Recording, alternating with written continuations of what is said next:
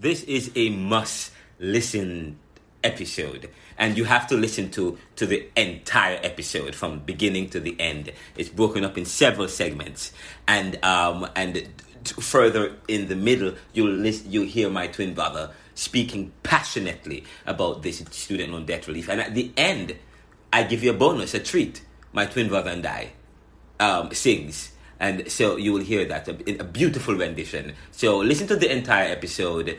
It's full. It's full of facts, full of commentary that you may want to consider as you explore this student loan debt relief and what's going on in our country to make the lives of middle class citizens better.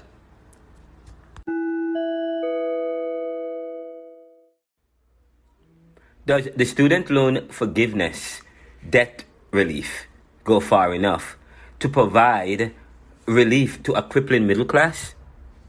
And is it hypocritical for the GOP to be against the student loan debt relief, yet receiving millions of dollars in PPP loans that were forgiven? Ricardo McKenzie, my twin brother, joined me today on the Neoliberal Round podcast.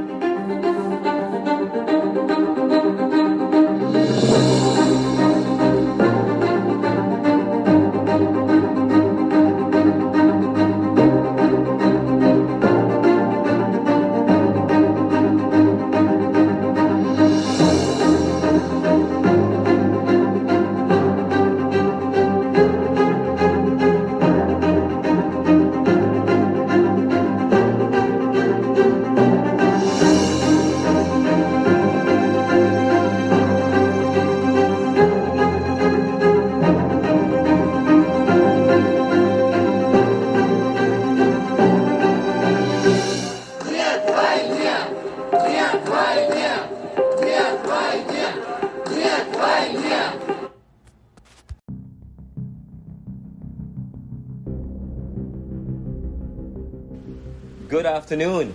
It's Friday, August. What day is today? August 26th? It's a weekend. My name is Ricardo McKenzie, and this is the Neoliberal Round podcast. Welcome to Season 4, Episode 6. President Joe Biden announced Wednesday he will provide $20,000 in debt relief to Pell Grant recipients and $10,000 for many other borrowers. According to USA Today, an article written by Medora Lee, published at 2:43 p.m. August 25th, and it was updated actually on the 26th. She says that roughly 43 million Americans hold federal student loan debt to the tune of $1.6 trillion, according to recent federal data. Biden's move has an individual income cap of $125,000. The president also announced an extension of the pandemic pause on student loan payments through the end of this year. Payments will resume in January of 2023. Now, so today the question is, does this student loan forgiveness plan, does it go far enough? Does it go far enough? Now, and this episode, I was able to interview my twin brother, Ricardo McKenzie. But just before I get into that, far enough, though? Nothing can ever go far enough. I understand that. But $10,000 and $20,000, what difference does that make? When if the student defaults on his loan, probably he has to come back. He has to pay another another $10,000. So you go back to square one. And the fact of the matter is, people who are black and brown people or vulnerable population or poor people need to be able to get out of poverty, and one of the ways they get out of poverty is through education, and they have to get student loans. But before we get to that, many Republicans today are attacking this student loan forgiveness relief by Biden. They're attacking it, saying that, especially fiscal conservatives and so on, saying that it's gonna run up the deficit, and we're giving money to Harvard graduates and scientists and doctors and so on and so forth. And just so you know, Biden's response was quite interesting.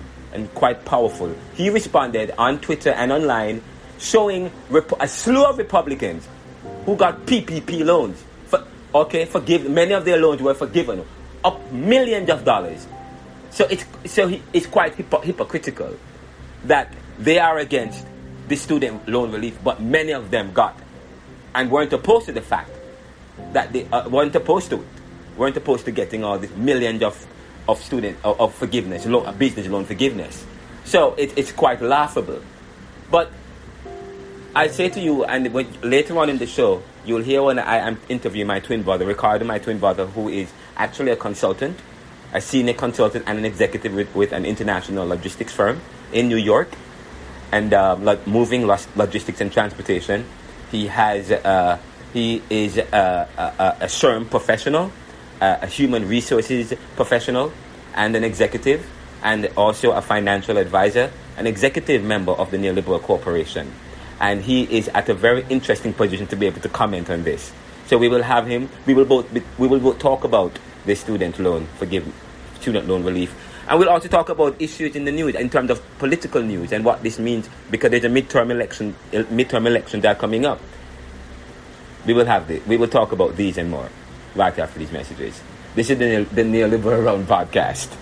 Visit us at https://anchor.fm/the neoliberal and subscribe for free, or donate to us by adding support at the end of the neoliberal. https://anchor.fm/the neoliberal/support.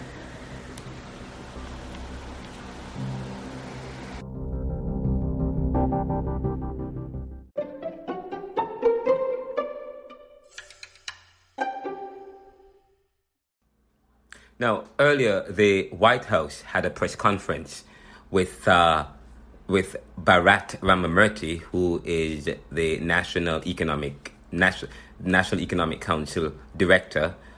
He was recently the deputy director, but he spoke with the press today concerning the student loan debt relief and other issues. But this particular take is on the student loan debt relief. Here is Bharat earlier today.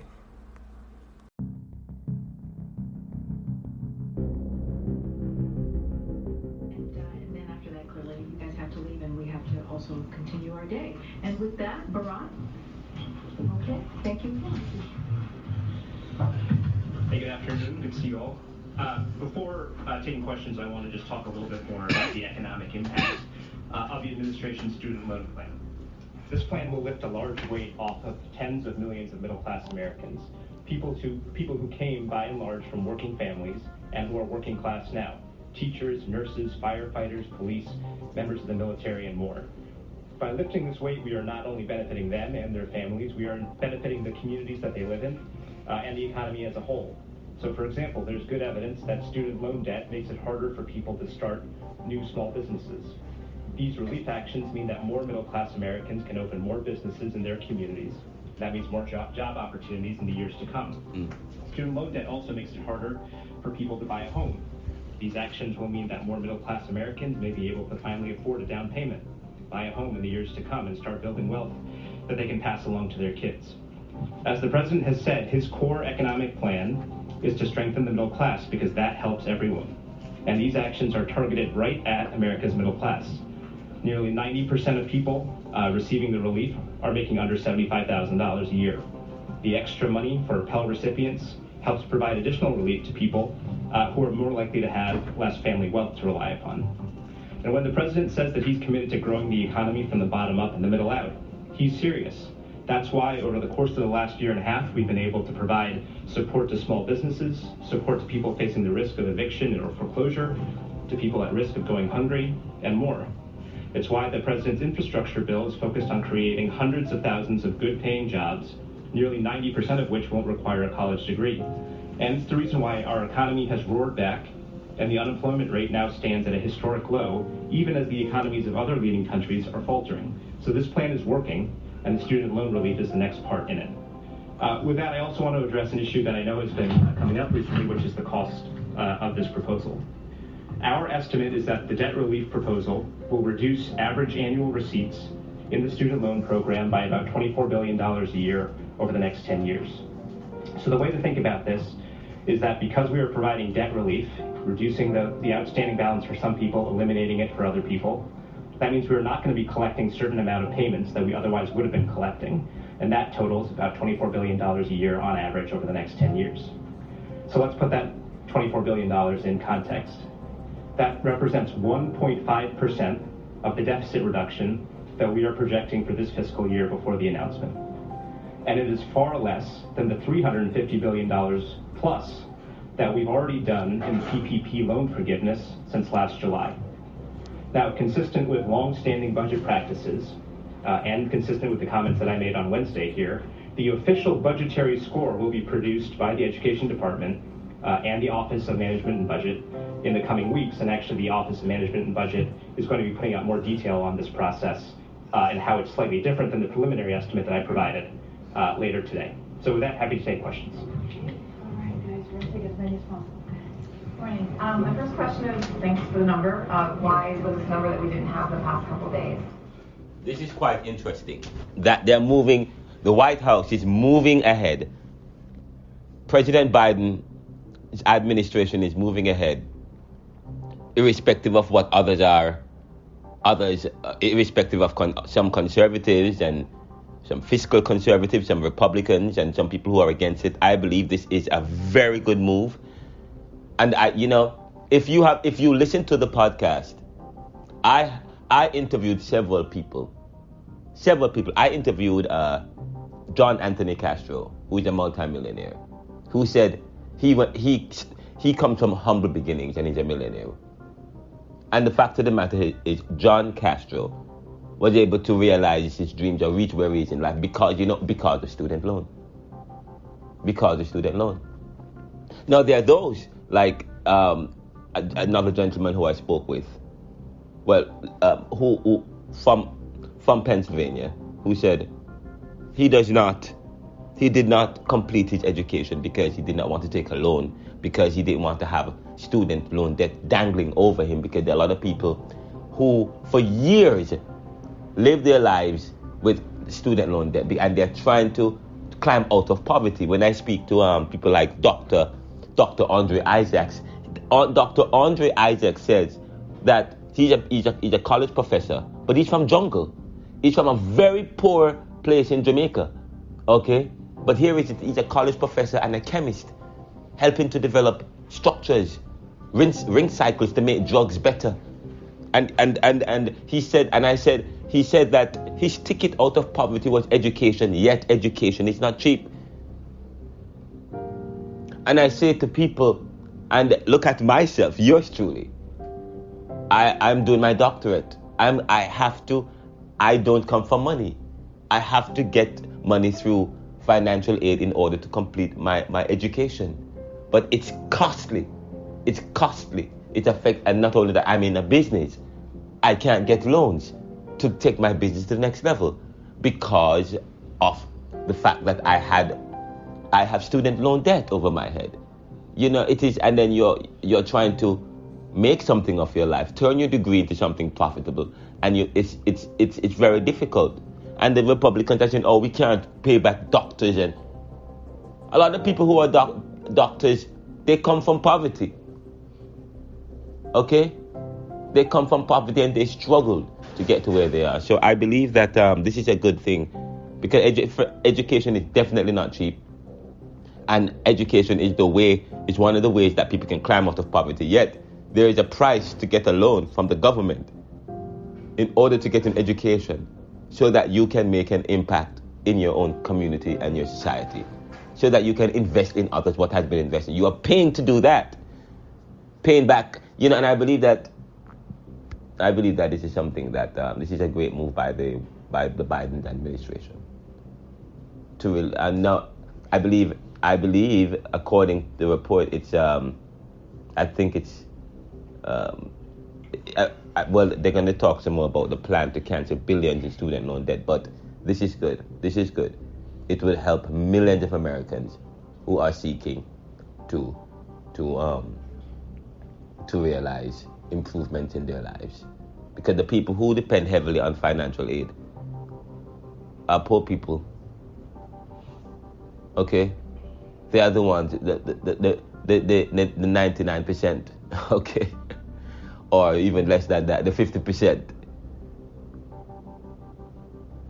So this is quite interesting. We'll be right back after this.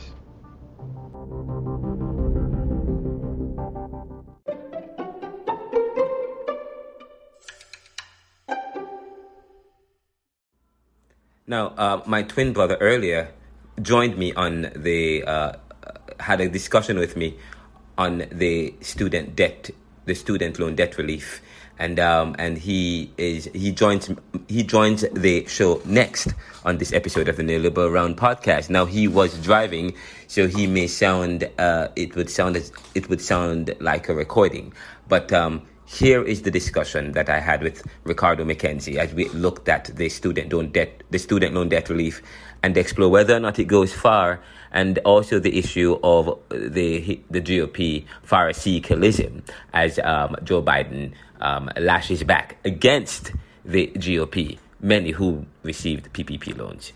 Here is the discussion with Ricardo McKenzie. Oh, it is something you give back, and your people are talking like it is like a ton loan you're giving back. All right? By the way, they've always been giving back something under the table. Just so you know, they're always giving back something. I did an income-based payment, okay, on my student loan. And when you do an income-based payment, they look at what you make and you only could, so what I qualified for, instead of paying off the student loan, they drop mine down from 100,000 to 70,000, but I have to pay it every month, $500 a month, every month for the next 20 years. So by the time I'm 63 is when I'm going to finish paying my student loan. If I decide that I'm going to take a lump sum of money and pay off the $70,000, it will not work. What will happen now is that the agreement I entered is null and void, and I'm going to have to pay off 100,000, not 70. There you go. So they always have something, some incentive there. Okay. However, based on the 10,000 and 20,000, it's another form of incentive. It might be a little bit better, but they always have an incentive. So if people are talking like there was nothing out there that benefited us who went to college, but it was just not enough. It's just not enough. And paying 8% interest on a standard loan, or 7% interest rate on a student loan, when you borrow $50,000, all of a sudden it's at $70 or $80 or $100,000. You will never, ever, ever catch up for those people who have more than $200,000. Never. You have to literally not buy anything, not have a life. Okay? Live out of your car if you really want to pay it off. So what they're saying is ridiculous. And we're both Republicans, Democrats, Independents, every person in this country that has student loan has benefited from Biden's and benefited from whatever other stuff that they have implemented. No, I had said earlier to you that part of the conservatives or fiscal conservatives and Republicans are pushing back on Biden's plan to forgive billions in student loan debt. Of course, saying that it's gonna bust the budget, continue to raise the burgeoning deficit, while at the same time they're saying that they're giving money back to doctors and scientists and so on and so forth. But and as I had said to you, that is an unfair point to make, because a lot of the scientists, a lot of the doctors, a lot of the people, a lot of these people are not. Many of them come from poverty. Many of them come from humble beginnings, and they have chosen to become medical doctors. I spoke with one particular young man in Philadelphia who said that he was in college. He was supposed to getting set to go to college, but when he thought about the interest that he had to pay back and the debt, he decided to no longer go to college. Okay, and then I spoke with another gentleman that says that his way out of poverty, Dr. Andre Isaac, who's a college professor at College of the Holy Cross, his ticket out of poverty was education. Yet education is not cheap. But he comes from jungle. He comes from poverty, and now he's making ring cycles. Okay, but of course he carries that debt over him, so he wants to start a business. But of course it's going to be difficult for him because he has that following him, the funding. And then, I talk about the fact that I have a huge student loan debt, and and I'm trying to start a business at the same time, and that is following you. So, you have to think about that. And it's the people who are poor who usually seek out student loan debt. So this is a very important issue, and this is a very important proposal by Biden, I believe, because it will help to fix deal with the issue of education. Yet that $10,000, he's only forgiving, but people are still going to be looking for ways to finance their education as a way to climb out of poverty and so on and so forth. But you had said something about that's just a tip of the iceberg. You said $10,000 is nothing. That is true. That doesn't do enough. That does not, because people are 10,000 may cover something, but guess what? You have interest rate. It's gonna keep growing. So let's say I give you that $10,000 this month. If you don't put enough money to catch up with the interest that is growing, that $10,000 is gonna be. It's not like it didn't exist. It's gonna turn into another 20 and a 30 and a 40. And so the option you have now is use half of your paycheck to pay, and don't have kids, don't start a family, okay, and suffer, all right, and which is what some people do. First of all, if you're a lawyer and you're a doctor, you are contributing to society. So I am not a lawyer or a doctor. I believe that they should have something to be out there for people who are lawyers, doctors, engineers, scientists who are trying to make our society better. They should have more than 10,000. It should be 50. It should be 60. And then their education is so vital to our society. But what of this 8% that you said, and the fact that you said you borrowed 40,000 and now you owe 100,000 and you're paying a 300 a month, but you don't see, you said, and talk about the issue of greasing investors' pockets. Comment on that a little bit. First of all, I have a standard loan. I think people understand that. Yes, standard loan. I took it out. I borrowed $50,000 for my master's degree. Okay, and then by the time I even finished, before I even graduated, they said by July I had to start paying it. I'm like, wait, I haven't even started working yet. And then it starts growing. It doesn't sit there. Everyone has to pay interest rates on their loan. It's not like it's stagnant. First of all, why are people paying interest on education? It's an education. You should never have to pay interest. So the main issue in our society is not that people take out loan and have to pay them back. It's the sheer amount of loan, there's interest rate that they have to pay back, which is astronomical. Astronomical, the amount of interest rate. And then the government come up with this payment scheme where if you want, you could come up with income-driven payment where you could recalculate it and then pay it off in 20 years. And then when you recalculate it, because it's income-driven, they say, okay, fine, we're going to drop the amount you owe to $70,000 because it's income-driven. But you, based on how much you earn, you have to pay $500 a month. So I have to pay $500 a month. I'm at Georgetown trying to get a Teach Grant. But for some reason, my school does not offer Teach Grant.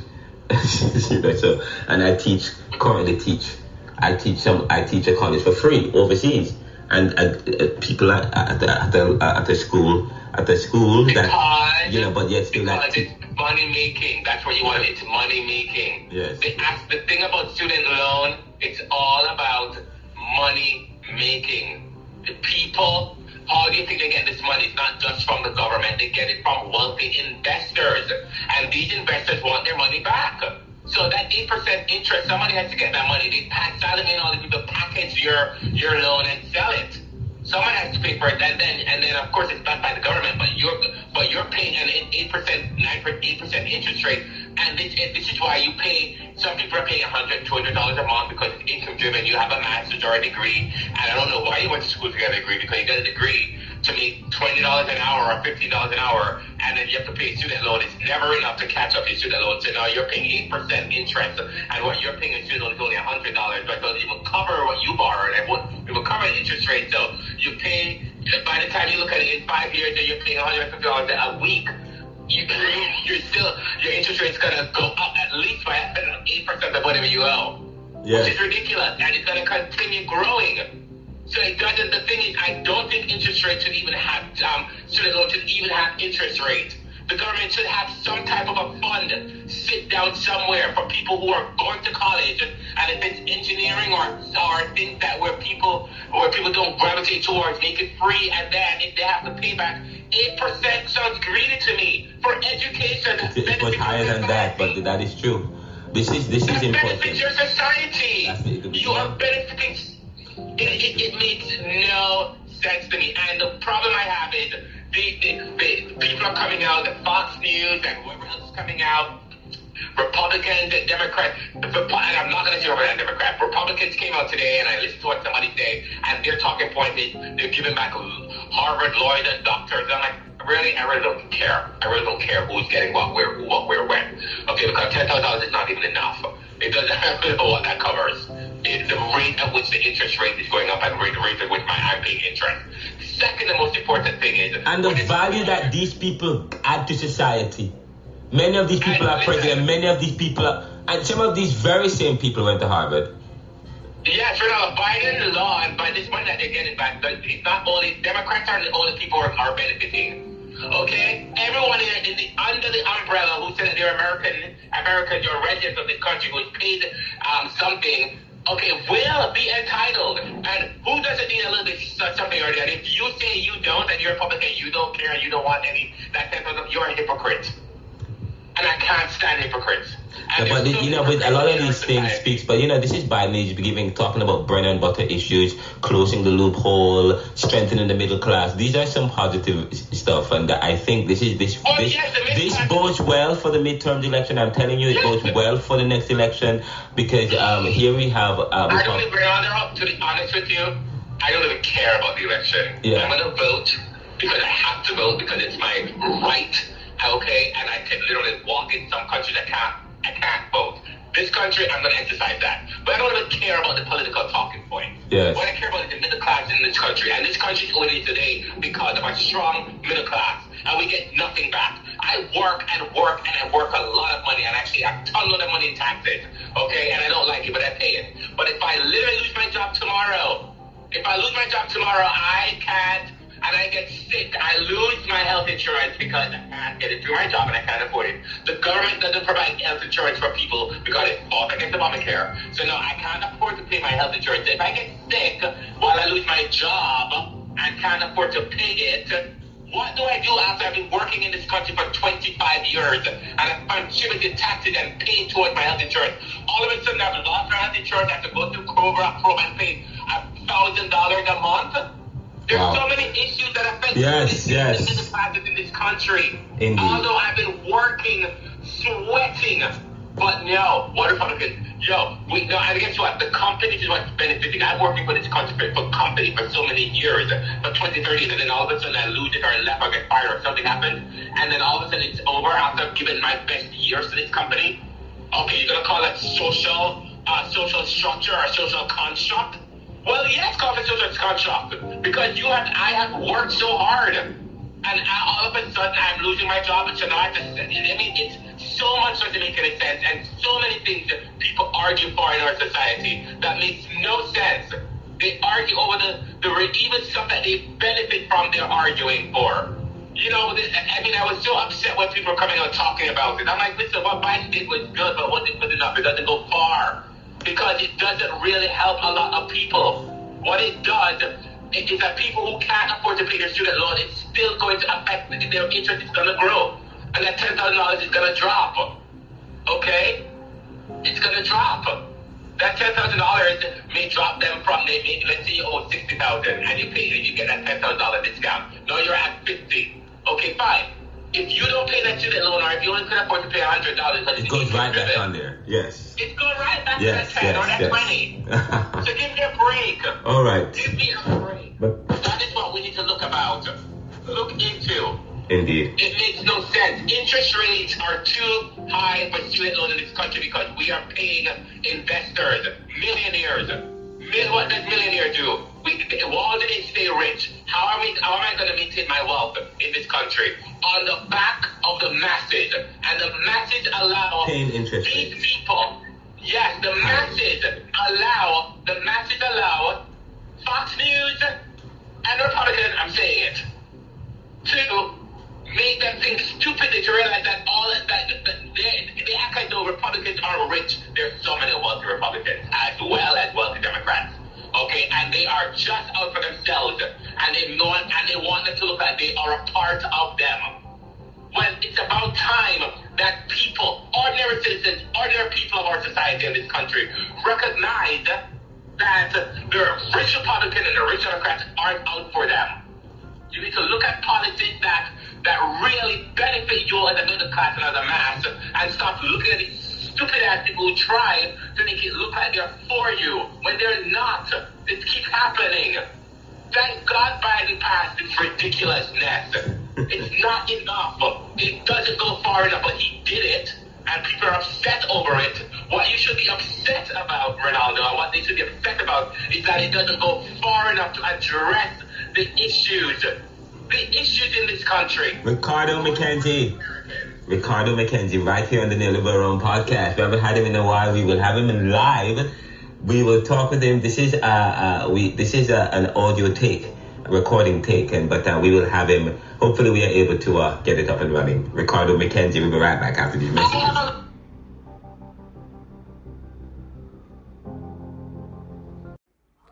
Thank you for listening to another episode of the Neoliberal Round podcast.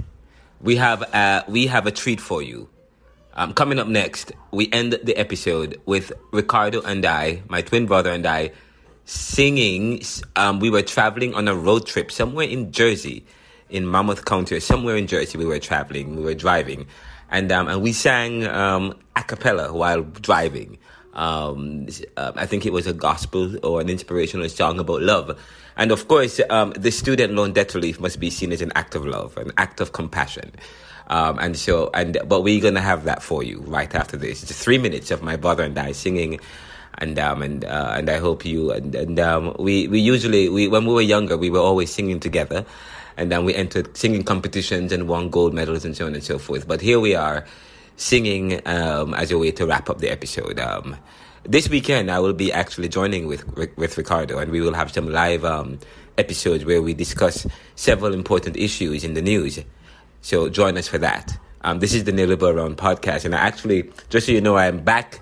I've resumed my classes at Georgetown doctoral program, and we are looking at critical theory, an interesting theory that looks at critical theory. It looks at structuralism, looks at humanism, and looking at the positivist theory, looks at the postmodern theory. So I'm looking forward to that, and we will have some opportunity. I'll have some opportunity to share some of my papers and some of my discussions and with you guys. And I think recently we also did a very interesting meeting and orientation at the Jamaica Theological Seminary, the Department of Bible and Theology. And we had a presenter who, and I'm going to share that with you probably on another episode. I won't tell you who this presenter is, but we looked at Basar from a perspective of theology, looking at the Basar, the flesh, and so. But it's quite interesting. But I'll have that for you. But this is the Neoliberal Round. Coming up next, we wrap up with my twin brother and I singing some time ago. I think this was in 2015. But here he is. Here we are. Continue to subscribe to this show. Share it with your friends. Donate to us. And continue to send us your feedback. What good? Whenever there is someone singing, someone smiling, someone dreaming, there we will live together there. Love will be our home. Wherever there is laughter, really, someone smiling, someone dreaming, we will live together there. Love will be our home. Love will be our home. Love will be our home. Whenever there are children singing, Someone smiling, someone dreaming. We will live together there. Love will be our home. Whenever there is laughter sounding, people dancing and there's dreaming, we will live together there. Love will be our home. Love will be our home. Oh, love will be our home. What is it? Love will. I thought you were gonna say whenever there. Whenever there. Oh, I passed where we're going. Our children singing, someone smiling, someone dreaming. We will be together there. Love will be our home. Love will be our home. Love will be our home.